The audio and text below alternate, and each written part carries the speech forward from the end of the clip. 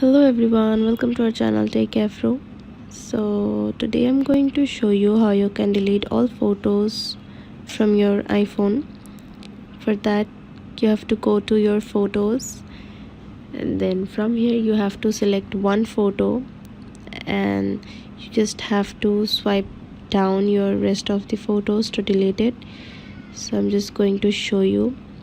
So first tap select, and then select one photo, and then swipe down to the rest of the pictures, and then tap delete. So this is how you can delete your all photos in iPhone. Thanks for watching. Hope this video helps you. Don't forget to subscribe to our channel, and don't forget to hit the bell icon button. See you in the next video.